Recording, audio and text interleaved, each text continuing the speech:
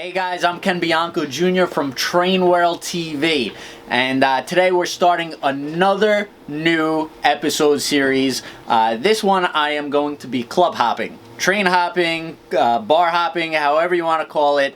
But I'm going to be going out to all these train clubs throughout New York and show you guys why joining a club is so important. You know, they do a lot of great community work.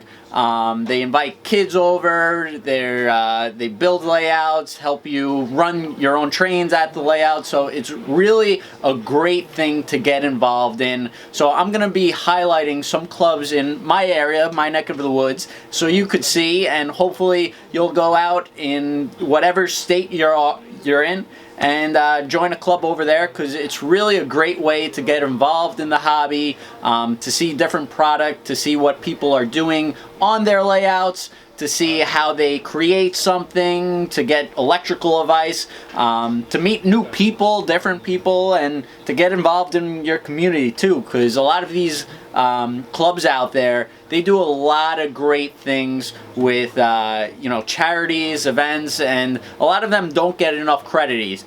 So I give a big shout out to all the railroad clubs out there, just doing their thing. So I appreciate that. So today I'm going out to the Queens County Model Railroad Association, and as you see, this is their website. You could go to EmpireValleyRR.org. It's in around Long Island City, so I'm going to be traveling there tonight. So make sure you check out this episode in 3, 2, 1.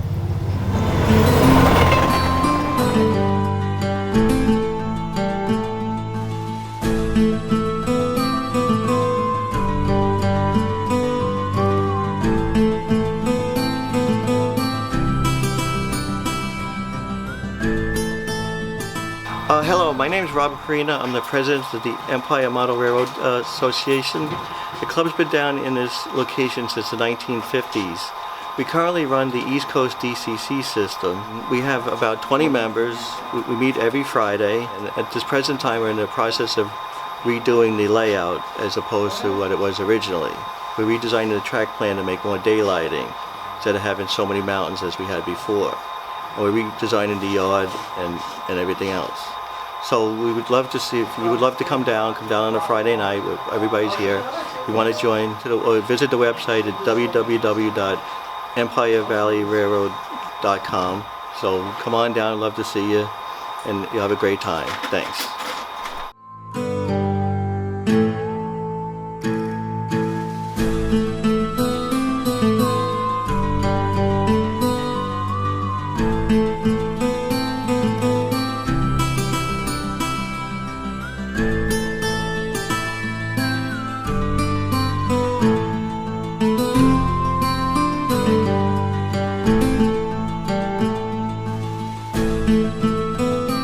You have to have some confidence, because a lot of people don't want to mess around with an expensive car, and that makes a lot of sense, you know? So it makes sense to get into it sometimes with less expensive cars, some of the old roundhouse stuff, Athearn Blue Box or whatever. But the stuff you see here is a lot of more modern stuff. This is an Atlas Masterline, this is an exact rail, that's an exact rail, that's an Intermountain. And so, you know, I buy these cars new online or at the hobby shop, and to me, I try not to even get them out of the box until I'm ready to weather it, because I'm not interested in having brand new cars on the layout. I want them to look like they fit in. I don't always use an airbrush. I do definitely when I'm doing a fade, I do an airbrush fade. And that's obviously, you want to be doing that on a lot of the cars, because a lot of them look old, right? They've been out there for a while. At least the stuff that I like, the stuff that has character, has been out there for a while. It's been in the sun, you know? So I usually use a white paint, and you can use off-whites. You can use really whatever you want, and sometimes it depends on the hue of the car. On a lighter car like this one, where I know I want to go from a darker blue, which you can see a little bit on the inside, to this light blue, I'm going to use a brighter white color, because I want the sheen a little bit, which you can see, right? And so that's for that car I would use as I said, a lighter white. But on a car maybe like this one, which I did not fade this one, but if I was going to, I might use like a darker white color, just to blend it in with the red. You know, you don't want it too frosty, Right. because that's like a big pitfall of airbrushing, is getting it frosty.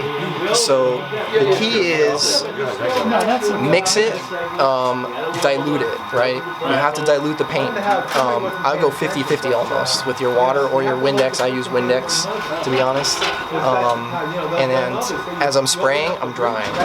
So I actually use a hair dryer. Tried a lot of different techniques. The hair dryer is the best one. You just have to be careful with the heat, right? You want to put it on maybe even low heat and don't get too close to the ladders and stuff like that. But you can just dry it as you go. I mean, you can hit it a couple times, dry it. Hit it a couple times, dry it. So thank you guys for watching this episode. Basically, there's a really great club in Long Island City, Queens area. Very old-fashioned, a lot of history. They've been there for such a long time. It was really great to see, you know, the people in the club, and I really didn't get a lot of shots of some of the scenes that I want to tell you about now. And there were like 2-3 young kids there, and they were controlling these NC Power Cab remotes, and it was just great to see the younger generation get involved. And they knew so much about, you know, DCC and the trains running it, and it was great to see them involved with their fathers, you know, the club.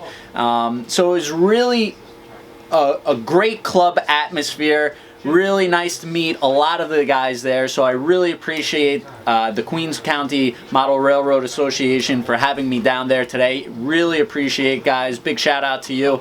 So this is just one episode, and I'm going to be going throughout the New York area, so there's a lot of train club associations episodes that are going to be up and coming. So make sure you check it out. And again, if you're not in a club right now, definitely check out in your area, because they're really great for the community, great for the industry. So big shout out to everyone out there.